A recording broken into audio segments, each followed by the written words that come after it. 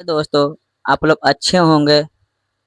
मैं आज कहानी सुनाने जा रहा हूँ राजा विक्रमादित्य और दैत्य दंबिकासुर की कहानी आप लोग को भी सुनाने जा रहा हूँ। महान राजा विक्रमादित्य की दंबिकासुर एक ऐसा दैत्य था जो जवान और सुंदर औरतों को अपनी गुफा में उठा ले जाता और उसके साथ खेलता और उसका उससे मन भर जाता तो उसका जीवन लीला समाप्त कर देता। जिस राज में जाता उस राज में त्राही त्राही मचा देता। उसका सूरवीरयोद्धा कुछ नहीं बिगाड़ पाता, क्योंकि दैत्य दंबिकासुर को देवताओं से वरदान प्राप्त था। क्योंकि उसे बल से नहीं, उसे बुद्धि से मारा जा सकता। जो भी कोई उसे बल से मारने का प्रयास करेगा वो पत्थर का हो जाएगा। दंबिकासुर का महत्व 7 गुत्थियों में रहस्य छुपा था। उनका यानी कि 7 सवालों में। उनके साथ युद्ध करने वाले किसी भी राजा सूरवीर को ये रहस्य मालूम नहीं था। इसलिए जब भी कोई पाप कृत्य से दुखी हो उसके पास जाकर उस पर हमला करता, देवताओं के वरदान स्वरूप वो पत्थर का हो जाता। हर तरफ दंबिकासुर का कहर मचा हुआ था। पत्थर का हो जाने के भय से कोई भी उसे रोकने का प्रयास नहीं करता। पर कहते हैं ना, जब पाप का घड़ा भर जाता है तो उसके भी फूटने का समय आ ही जाता है। हर जगह वो अपनी मनमानी कर एक दिन दैत्य दंबिकासुर ने उज्जैन नगरी की तरफ रुख किया। उज्जैन नगरी के ऊपर उस समय महान राजा विक्रमादित्य का शासन था। महाराज विक्रमादित्य बल्कि बलशाली भी थे और बहुत बुद्धिमान भी थे। उन्हें हर प्रकार के कौशल में महाराष्ट्र हासिल था। उन्हीं दिनों में विक्रमादित्य की नगरी में धनी साहूकार रहता था। साहूकार के 2 लड़के थे। बड़े का नाम सुनील और छोटे का नाम लखन। बड़े लड़के के विवाह साहूकार ने कर दिया था। छोटे बेटे को विवाह अभी नहीं किया था। वो ईश्वर के प्यारे हो गए। पिता के गुजर जाने के बाद काम काज और सारी जिम्मेवारी दोनों भाइयों पे आ गया। दोनों भाई दिल लगाकर कारोबार संभाल रहे थे। दोनों भाई जब काम कर शाम घर आते तो दरवाजे पर खड़ी उनकी भाभी दाएं हाथ और बाएं हाथ से पानी, दाएं हाथ को अपने देवर को और दाहिने हाथ से अपने पति को पानी। ने सोचा, भाभी मुझे क्यों बाएं हाथ से पानी देती है, आज मैं उनको दाएं हाथ से पानी पीऊंगा। शाम के जब दोनों भाई काम से लौटे तो अपने दाएं हाथ से पानी पीने के लिए अपने स्थान को बदलकर अपने बड़े भाई के महेंद्र की जगह खड़ा हो गया और बड़ा भाई उसकी जगह पर खड़ा हो गया। उसकी भाभी जब पानी देने के लिए आई तो उसने दूसरे हाथ के ऊपर से दाहिने हाथ के लोटा अपने पति की तरफ और बाएं हाथ का पानी अपने देवर की तरफ बढ़ा दिए। ये देखकर बोला, भाभी आज मैंने भैया के स्थान पर खड़ा हुआ फिर भी सीधे हाथ से पानी पीना चाहा, परंतु आपने हाथों को बदलते हुए मुझे बाएं हाथ से पानी दिया।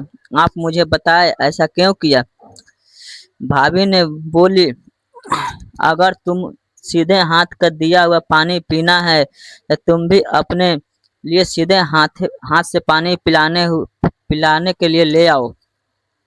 वो बात भाभी की बात चुप गई और बिना बात सुने हुए भाभी की बात चुप गया दिल पे और भाभी को अपना लोटा थमा दिया। बोला, मैं पानी नहीं पीऊंगा, मैं तभी वापस आऊंगा जब सीधे हाथ से पानी देने वाली मिल जाएगी, वरना मैं अपना शकल नहीं दिखाऊंगा।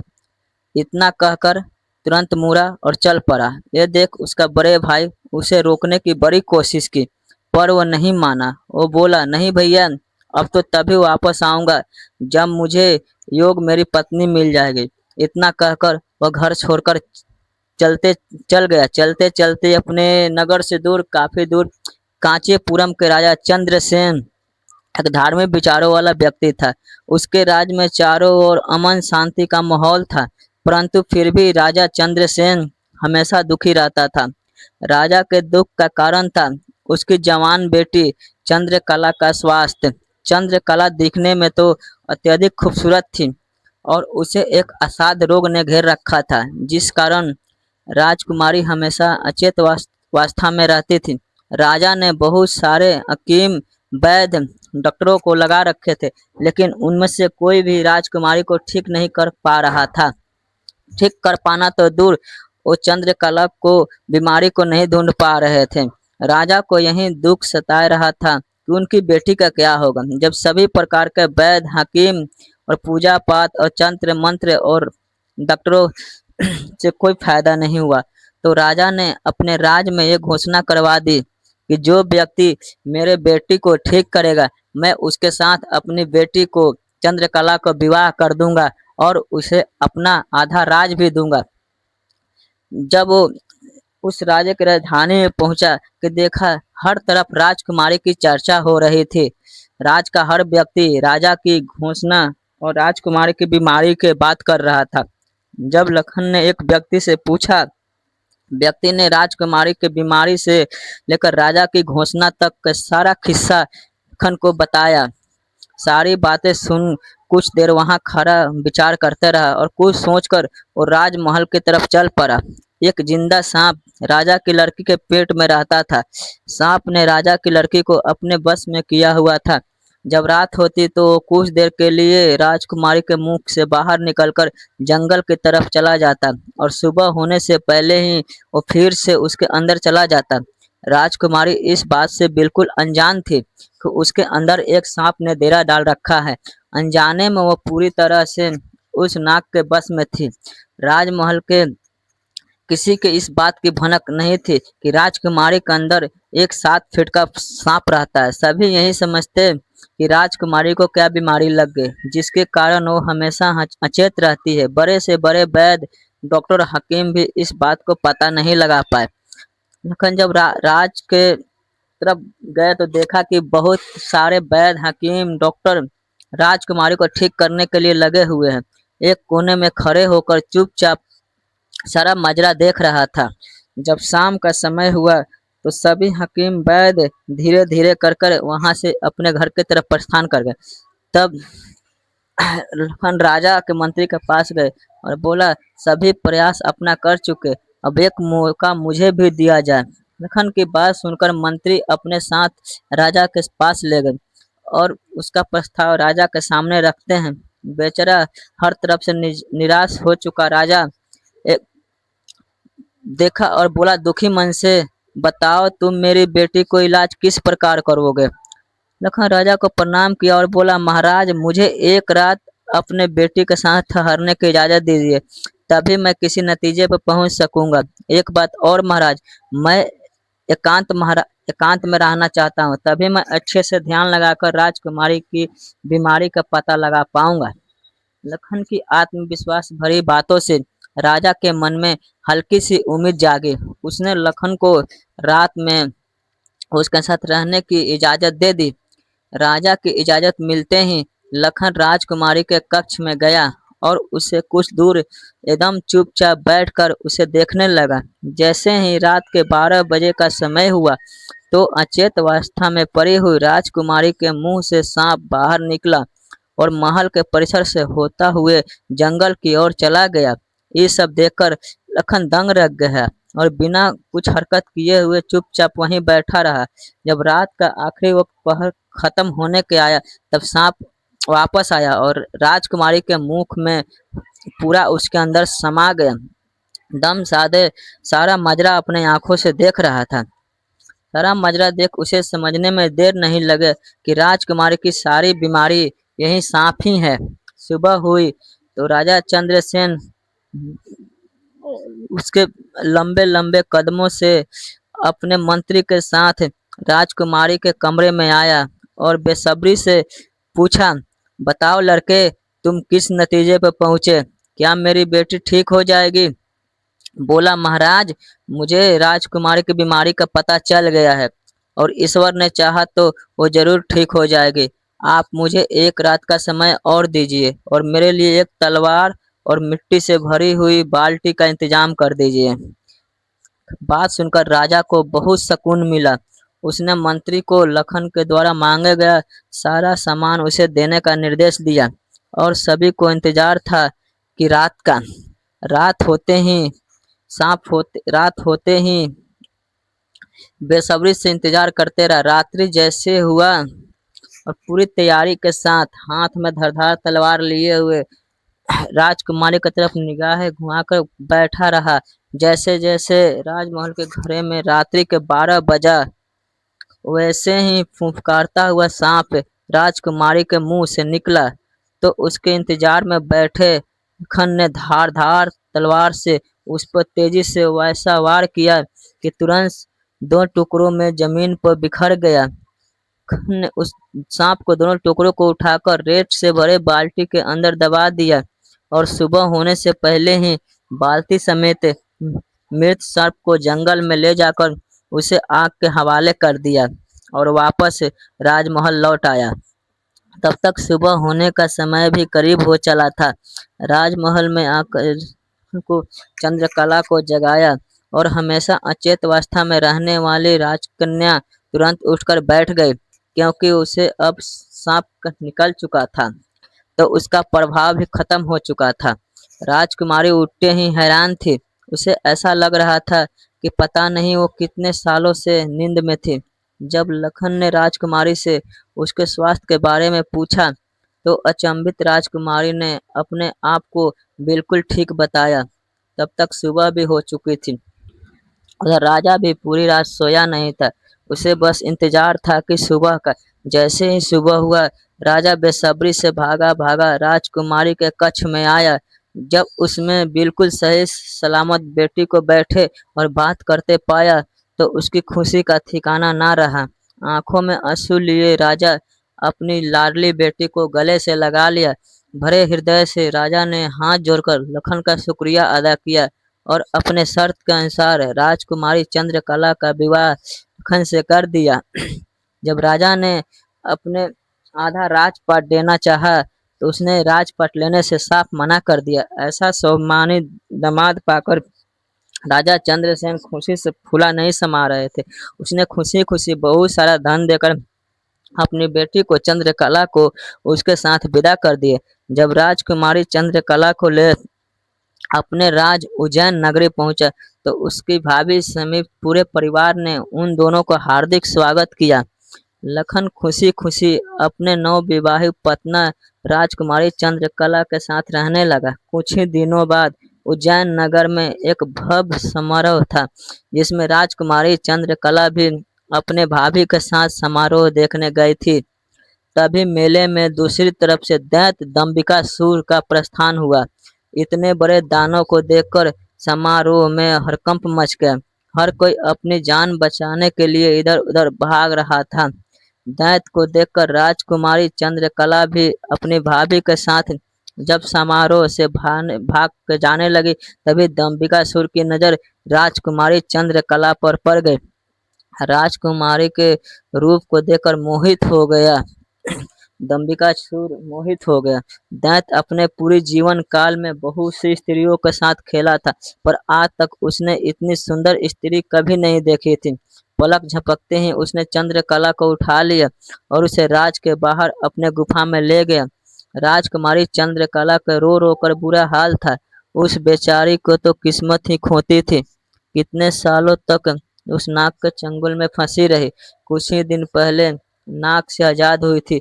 सोचा अब जिंदगी अच्छे से गुजरेगा, पर दैत्य दंबिकासुर ने उसे अपनी गुफा में ला पटका। ना तो उसके आंसू रुकने का नाम ले रहा था और ना वो किस्मत को कोसने से। उसकी मनमोहक सुंदरता से दैत्य ने किसी प्रकार का बल प्रयोग नहीं किया। वो उस अद्भुत नारी को जबरदस्ती नहीं बल्कि उसे सहमति से प्राप्त करना चाहता था। दंबिकासुर ने राजकुमारी से कहा, या तो तू अपनी मर्जी से मेरे साथ रहने लगे सहमत हो जा, अन्यथा आजीवन तुम ऐसे ही मेरे कैद में सड़ती रहोगे। दैत्य की बात सुनकर राजकुमारी चंद्रकला गुस्से से बोली, मैं तुम्हारे रहने से पहले मरना पसंद करूंगी। अगर तुम ये सोचते हो कि तुम मुझे उठा ला यहाँ तो मैं तुम्हारी हो गई, तो ये तुम्हारी सबसे बड़ी भूल है। मेरा पति मुझे ढूंढते हुए यहाँ जरूर आएगा और वो तुझे छोड़ेगा नहीं। राजकुमारी को बात सुन दंबिकासुर घिनौनी हंसी हंसा, लगता है तुम पागल हो गई हो। मैंने तुम्हें यहाँ 7 दरवाजे के अंदर बंद किया हो। यहाँ तक किसी को पहुँचना असंभव है और गलती से कोई यहाँ पहुँचते ढूंढते हुए तुम्हें यहाँ आ गया तो मैं उसे कीड़े की तरह उससे मसल दूंगा। तुम्हारी सूरत मुझे भा गई, नहीं तो कब के ऊपर तू जा चुकी थी। तेरी भलाई इसी में है, तू सुरक्षा से मेरी बात मान जा, वरना अंजाम बहुत बुरा होगा। इतनी बात कहकर दंबिकासुर वहां से चला गया महल से बाहर। तो वहीं उसकी भाभी, बेलाचार भाभी अपने घर गई। अपने घर जाकर अपने सारा किस्सा अपने पति को और भाभी और देवर को सुनाती है। भाभी के बात सुन खन के पैर तले जमीन खिसक जाती है। वह तुरंत अपनी पत्नी को खोजने के लिए निकल पड़ता है। कई दिनों तक जंगलों में खाक घूमते रहता, भूखा प्यासा पत्नी को ढूंढता ढूंढता भटकते रहा था। तभी उसे एक एक कुटिया दिखाई दिया। थका हारा आदमी जब कुटिया के अंदर गया तो उसे अंदर एक साधु बाबा दिखाई देते हैं। साधु बाबा उसे लखन को बैठने के लिए कहते हैं। महात्मा जी ने पहले उसे जल पान कराए और बोले, बेटा तुम कौन हो और यहाँ जंगलों में क्यों भटक रहे हो। तब लखन ने महात्मा जी को अपनी सारी गाथा कह सुनाई। लखन की सारी दास्तान सुन महात्मा जी बोले, बेटा तुम जिस राक्षस के बात कर रहे हो उसका नाम दैत्य दंबिकासुर है। वो जहाँ भी जाता है तबाही मचा देता है। आज तक उसे कोई भी परास्त नहीं कर पाया। जिसने भी उसे मुकाबला करने की कोशिश की वो पत्थर का बन गया। इसलिए मेरी सलाह मानो और वापस अपने घर लौट जाओ, इसी में तुम्हारी भलाई है। उसके पीछे जाकर अपना क्यों प्राण गंवा रहे हो। साधु की बात सुन क्षण भर के लिए लखन सन्न रह गया। थोड़ी देर बाद थोड़ी देर बाद उसने उसके पीछे जाकर के अपना प्राण गंवाओगे। साधु की बात सुन क्षण भर के लिए लखन सन्न रह गया। थोड़ी देर बाद धड़कते दिल के साथ उसका महात्मा जी का चरण पकड़ लेता है और उसकी आंखों में डर और साहस के मिश्रित भाव थे। अपनी पत्नी को याद कर आंखों में आंसू भर कहा, नहीं महाराज, मैं ऐसा कदापि नहीं कर सकता। मेरी पत्नी उस दैत्य के चंगुल में है और उसे छुड़ाने के लिए मैं कुछ भी कर सकता हूँ। हे साधु बाबा, अब आप ही मुझे आखिरी उम्मीद है। घर तो मैं नहीं जाऊंगा, चाहे मेरा प्राण ही क्यों न चला जाए। उस आदमी की बात सुन उस साधु महाराज ने गहरी सांस ली और गहरी पल सोचने का कहा, देख लो बेटा, मैं एक बार फिर कह रहा हूँ, उस दैत्य के सामने तुम्हारे बचने की संभावना बहुत कम है। आदमी बोला, महाराज मुझे प्राणों की फिक्र जरा सा भी नहीं है। आप मुझे उस तक पहुंचने का मार्ग बताएं कृपया। दृढ़ निश्चय को देख महात्मा जी ने फैसला किया कि उसकी मदद करेंगे और गहरी सांस लेते हुए बोले, तो सुनो बेटा, दैत्य दंबिकासुर कोई साधारण राक्षस नहीं है। उसने सालों तपस्या करके देवताओं को प्रसन्न कर कर उनसे वरदान प्राप्त किया है कि जो कोई प्राणी उस पर हमला करेगा वो तुरंत ही पत्थर का बन जाएगा। उसे पराजित करने का सिर्फ एक ही उपाय है, वो है उसकी 7 गुत्थियों का हल करना, यानी 7 प्रश्नों का सही जवाब देना। यानी एक भी जवाब से वो संतुष्ट नहीं हुआ, अर्थात तूने गलत जवाब दिया तो भी तुम तुरंत पत्थर का बन जाओगे। उसको हर एक सवाल का सही जवाब के साथ उसकी शक्ति कम होती चली जाएगी और उसके सभी 7 प्रश्नों का ठीक ठीक जवाब देने पर अंततः वो शक्तिहीन हो जाएगा। फिर तुम उसके ऊपर आक्रमण कर सकते हो, उसे पराजित कर सकते हो। पर बेटा, बिना शक्तियों का भी बहुत बलशाली है, फिर भी तुम उसका मुकाबला नहीं कर पाओगे।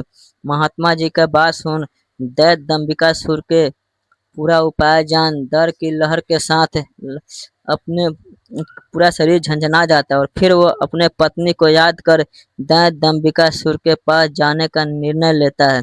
लखन ने महात्मा जी को चरण छूकर कहा, महाराज मैं तैयार हूँ, मुझे उस दैत्य के पास जाने का मार्ग बताए। दैत्य दंबिकासुर के गुफा का रास्ता बता दिया। दृढ़ निश्चय कर एक अदम्य जोश के साथ आस्ते आस्ते गुफा की ओर चल पड़ा। कुछ देर तक कठिन यात्रा करने के बाद उस भयानक गुफा के द्वार पर पहुंच गया। वो अपनी तलवार निकालकर गर्जना करता है, दंबिकासुर बाहर आओ और मेरा सामना कर। ये ललकार सुनकर दंबिकासुर गुफा से बाहर आता है और क्रोध में दहाड़ता है, कौन मूर्ख है जो मेरी शांति को भंग कर रहा है। भारी भरकम विशाल दानव को देख उसकी पूरा शरीर में सिरहन दौड़ गई। हिम्मत जुटाते हुए बोला, हे दुष्ट राक्षस, मैं उस स्त्री का पति हूँ जिसे तुम बलपूर्वक उठा लाया है। पूछ तेरे वो 7 सवाल, मैं जवाब देने के लिए तैयार हूँ। सवालों की बात सुन दंबिकासुर चौंक गया। फिर कुछ सोच बोला, ओ, तू उस धूर्त साधु से मिलकर आया है। उसी ने तुझे मेरे रहस्य का पता बताया। पर अब क्या फायदा, मैं अब तेरी फूल सी पत्नी को कच्चा ही निकल गया हूँ। क्या स्वादिष्ट मांस था उसका। दैत्य दंबिकासुर का इतना कहना था। आदमी ने अपना आपा खो बैठा और पूरी ताकत के साथ तलवार से दैत्य पर वार किया। लेकिन जैसे ही उसकी तलवार दैत्य के छूती है, देवताओं को वरदान के कारण वो तुरंत पत्थर का बन जाता है। दैत्य दंबिकासुर छल कपट से झूठ बोलकर पत्थर का बना देता है। पत्थर को बनते ही दैत्य दंबिकासुर जोर जोर से शैतानी हंसी हंसता है। बड़ा आया था मेरी 7 गुत्थियों का सुलझाने। उसकी शैतानी हंसी से सारी वादियां दहल उठती है। घिनौनी हंसी हंसते हुए दंबिकासुर अपने गुफा में जाता है और राजकुमारी चंद्रकला से कहता है, एक कीड़ा आया था, कह रहा था तुम्हारे पति है। तुम तो बड़े बड़े दावे कर रही थी कि मेरे पति को जब मालूम चलेगा वो तुझे छोड़ेगा नहीं, और उसे मसलने के लिए तो मुझे अपने हाथों का जरूरत नहीं पर एक छोटे से झूठ से ही वो मिट्टी में मिल गया। इतना कह दानव जोर जोर से हंसने लगा। दंबिकासुर बात सुन राजकुमारी चंद्रकला एकदम सन्न रह जाती है, मानो उसको शरीर में प्राण ही न रहा। कुछ देर बाद वो थोड़ा होश संभाली तो रोती गिड़गिड़ाती राजकुमारी बोली, दूध दानव, क्या किया मेरे पति के साथ। ऐसा नहीं हो सकता, मेरा पति नहीं मर सकता। कह दे कि तूने मुझसे झूठ बोला है। राजकुमारी चंद्रकला की बात सुन दंबिकासुर बोला, मूर्ख स्त्री, तूने मुझे समझ क्या रखा है कि तेरा वो कीड़ापति मारेगा मुझे। अरे पागल औरत, मैं अमर हूँ, मेरा कोई कुछ नहीं बिगाड़ सकता। मुझे देवताओं से वरदान मिला है। इतना कह दंबिकासुर राजकुमारी के बिल्कुल पास जाकर बोला, अब तो तेरा पति भी नहीं रहा, अब तू मेरी बात मान ले। दानव की कोई बात की प्रतिवत दिए हुए बेजान से धरती पर गिर पड़ती है। उसकी आंखों से लगातार आंसू बह रहा था। उधर जब अपनी पत्नी को खोजने गया लखन कई दिनों तक नहीं लौटा तो उसके परिवार वाले अत्यंत चिंतित हो गए। लखन की माँ और उसकी भाभी को रो रो कर बुरा हाल था। लखन का बड़ा भाई महेंद्र भी गहरी चिंता में था। अंत तक कुछ भी ना सूझ पर महेंद्र अपने अनुज भाई लखन को खुद ढूंढने का निश्चय किए अपने माता और पत्नी से आज्ञा लेकर चल पड़ता है। बड़ा भाई महेंद्र के जंगल में भटकते भटकते उसी साधु के कुटिया पर जा पहुंचा। उसने महात्मा जी को प्रणाम किया और थोड़ी देर सुस्ताने के लिए वहीं साधु कुटिया के बाहर बैठ गए। महेंद्र को देख महात्मा जी ने पूछा, हे वंश, तुम इस निर्जल जंगल में क्यों भटक रहे हो। महेंद्र ने बोला, सारा अपना कहानी शुरू से अंत तक कहानी सुना। सारा वृत्तांत कहानी सुनते ही महात्मा जी का चिंते पर लकीर उभर है। उन्होंने इस प्रकार विचार मग्न में देख महेंद्र ने पूछा, हे महाराज, मेरी बात सुनकर आप किन विचारों में खो गए और आपके चेहरे पर ये चिंता की लकीरें साफ मैं देख सकता, इसका क्या कारण है गुरुजी। महात्मा जी ने गंभीर स्वर में कहा, हे वंश, मैं तेरे भाई लखन को जानता हूँ। वो भी मेरे पास आया था और उसने मुझे सारा वृत्तांत सुनाया था कि कैसे वो राक्षस को उसकी पत्नी को उठा लाया। महात्मा जी के बात सुनकर महेंद्र एकदम स्तब्ध रह गया। उसकी आंखों में अचरज और चिंता के भाव उभर आए। महेंद्र बोला, तो कहाँ है मेरा अनुज महाराज, वो ठीक तो है, वो घर क्यों नहीं लौट रहा। हे महाराज, कृपया जल्दी से मुझे बताएं, मुझसे सब्र नहीं हो रहा। जब मैंने अपने छोटे भाई के बारे में सुना साधु महाराज से पूछता है तो साधु जी उसके पास आने से लेकर दैत्य दंबिकासुर के पास जाने तक की सारा वृत्तांत का सुनाए। सारी बात सुन महेंद्र महात्मा जी को चैन पकड़ लिया। चैन पकड़ के बोला, हे साधु महाराज, आप तो सर्वज्ञानी हैं। जब आपको दैत्य दंबिकासुर के रहस्य के बारे में पता था, तो अवश्य आप ये भी जानते होंगे कि लखन का यहाँ से जाने के बाद क्या हुआ। हे महाराज, बताएं क्या हुआ। तब साधु बाबा गंभीर स्वर में बोले, हे वत्स, आगे वही हुआ जिसका मुझे पहले से ही भय था। मैंने लखन को जाने से पहले बार बार समझाया था और उसे अच्छी तरह से दुष्ट दानों की शक्तियों से अवगत भी कराया था, पर उसने मेरी बात नहीं मानी और अपनी पत्नी को बचाने के लिए उस दैत्य से भिड़ गया। उस धूर्त दानव कल छपत से उन्हें पत्थर को बना दिया। इतना सुनते ही महेंद्र को कांटों से खून नहीं, एकदम चेहरा उसका पीला पड़ गया और हक सूख गया। कुछ दिन पहले ही पिताजी उन्हें छोड़कर चले गए थे और अब उन्हें जान से भी प्यारा छोटा भाई लखन भी पत्थर का बन गया। उसकी हालत देख महात्मा जी उसे सांत्वना देते हुए बोले, बेटा अब क्या हो सकता है, होनी को कौन टाल सकता है। महेंद्र जैसे शून्य में था, मानो उसको शरीर में प्राण ही ना हो। कुछ देर तक वहां घोर सन्नाटा छाया रहा।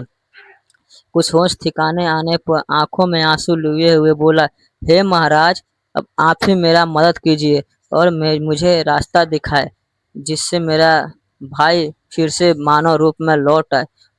उसके बाद सुन महात्मा जी ने बोले, ऐसा तो कोई रास्ता नहीं है। उस दुष्ट दानव को 7 गुत्थियों का जवाब देना ही इस समस्या का एकमात्र समाधान है।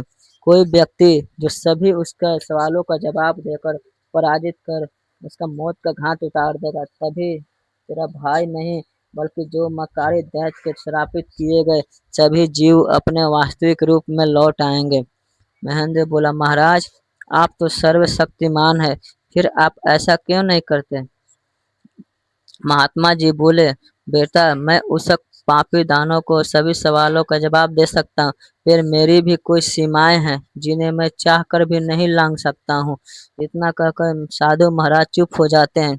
तब महेंद्र बोला, ठीक है महाराज, तो फिर मैं खुद जाऊंगा और अपने अनुज को बचाने और दुष्ट दैत्य के सवालों का जवाब देने। महेंद्र की बात सुन महात्मा बोले, बेटा, तुम भी उसका कुछ नहीं कर पाओगे। अपने भाई की तरफ उसके जाल में फंस के पत्थर के बन जाओगे। फिर भी अगर तुम जाने का निश्चय कर चुके हो तो एक बात का ध्यान रखना, वो दोस्त तुम्हें भटकाने का कोशिश करेगा। उसकी बातों पर कोई भी प्रतिक्रिया दिए हुए सीधा उससे उसके सवाल पूछना। साधु महाराज के निर्देश सुन महेंद्र महाराज जी साधु से विदाई लेकर दैत्य की दंबिका सिर की गुफा की ओर चल देता है। कठिन यात्रा करने के पश्चात उस गुफे के पास पहुंच जाता है और दैत्य दंबिकासुर को पुकारता है, हे दुष्ट दानव, बाहर आओ। मैं आज तेरे सभी सवालों का जवाब दे तेरा काम तमाम कर दूंगा। बात सुनकर दंबिकासुर वो गुस्से से लाल पीला हो गुफे से बाहर आकर दहाड़ने लगा। अब कौन मूर्ख मेरे हाथ मरने आ गया। उसकी दहाड़ इतनी शक्तिशाली थी कि पूरा जंगल थरथरा उठा। जब दैत्य की विकराल रूप को देखा तो कुछ क्षण भर के लिए तो वो छिटका और फिर वह गुस्से से गर्जना करते हुए बोला, तो तू है वो दुष्ट राक्षस जिसने मुझे भ्राता की धर्म पत्नी को हरण किया और मेरे अनुज को पत्थर बना दिया। दुष्ट दानव, आज तेरा अंत निश्चित है। पूछ प्रेमी राक्षस, कौन से तेरे 7 सवाल हैं, मैं भी तो जानूं। दंबिकासुर घिनौनी हंसी हंसते हुए बोला, ओ तू उस निकम्मे कीड़े का भाई है जो मेरे सांप की भेंट चढ़ गया। लगता है तेरा भी जीने से मन भर गया, जो सुख जानते हुए भी यहाँ आया। क्रोध से दांत पीसते हुए बोला, घिनौने राक्षस, बातों में वक्त जाए मत कर। मैं तेरी बातों में आने वाला नहीं हूँ। जल्दी से पूछ उस सवाल तेरे, नहीं तो मैं तुझे इसी क्षण यमलोक पहुंचा दूंगा। ये सुर दंब का सुर हंसी हंसकर नृत्य करते हुए बोला, सुन मूर्ख, मैंने तेरे भाई की पत्नी के साथ खूब प्यार किया और जब मेरी इच्छा पूर्ण हो गई तो मैं उसके मसल शरीर को कच्चा भक्षण कर गया। क्या स्वादिष्ट मांस था उसका। अब तेरी बारी है और तुझे तो मैं पत्थर भी नहीं बनाऊंगा, सीधे तेरे टुकड़े कर कर डालूंगा। दैत्य दंबिकासुर के बोले गए बोल महेंद्र की छाती में किसी भाले की तरह लगे और अपने भ्राता की पत्नी के बारे में कहे गए शब्दों से उसके तन बदन में आग लग गई। सब कुछ अच्छे से जानते हुए भी महेंद्र अपने ऊपर काबू नहीं रख सका और दांत दंबकासुर की मारने की और तेजी से उसकी तरफ लपका। जैसे ही उसकी तलवार बस जैसे ही तलवार उसके शरीर में टच करने वाला ही था, वो पल भर में ही पत्थर बन गया। उसके पत्थर का बनते ही दंबिकासुर हंसते हुए बोला, तुम दोनों भाइयों को किस्मत में यही था। तुम दोनों युगों युगों तक मेरी गुफा के प्रहरी बनकर रह जाओगे। इतना बुदबुदाकर दंबिकासुर अपने गुफा के अंदर गया और राजकुमारी चंद्रकला को भी ये सब बता देता है और कहता है, तेरे दोनों रक्षक तो मेरे सामने ढेर हो गए, अब तू किसकी आस लगाए बैठी है, मूर्ख स्त्री। राजकुमारी चंद्रकला को रो रो कर आंसू सूख चुके थे। अब बचा था तो केवल क्रोध और ज्वाला। जलती हुई आंखों के साथ गुस्से में दहाड़ती हुई राजकुमारी बोली, दुष्ट राक्षस, तू क्यों इतना खुश हो रहा है? मुझे तेरा अंत साफ नजर आ रहा है, देख मेरी आंखों में। राजकुमारी चंद्रकला की तेवर देख और उसकी बात सुन दंबिकासुर विचलित सा हो जाता है और बिना कुछ कहे वहां से चला जाता है। उधर लखन महेंद्र के घर में न आने से पहले से ही मातम पर पसरा हुआ था। ऊपर से अब महेंद्र भी वापस न लौटा तो उसकी पत्नी और माँ का बुरा हाल था। अंततः वो महेंद्र की पत्नी और सासू माँ से कहती है, माँ जी, आखिर कब तक हम ऐसे रोते बिलखते रहेंगे, इंतजार करते रहेंगे? बहू की बात सुन, बुधिया माँ बोली। और बेटी, हम क्या कर सकते हैं? महेंद्र की पत्नी बोली, हम अपने राजा के पास जाकर ये सब बताएंगे, वो अवश्य हमारी मदद करेंगे। बहू की बात सुन बूढ़ी माँ ने उचित लगा। दोनों तुरंत राजा विक्रमादित्य के पास चल पड़ती है। कहानी का अगला अध्याय बहुत जल्द आने वाला है। कृपया चैनल को लाइक करें, सब्सक्राइब करें। कहानी को अगला भाग कल या कुछ ही देर में आने वाला है। चैनल को लाइक करें, प्लीज सब्सक्राइब करें। वही रिक्वेस्ट, चैनल को आप सब्सक्राइब करें। जय हिंद, जय भारत। और कहानी कैसा लगे कमेंट करके जरूर बताएं।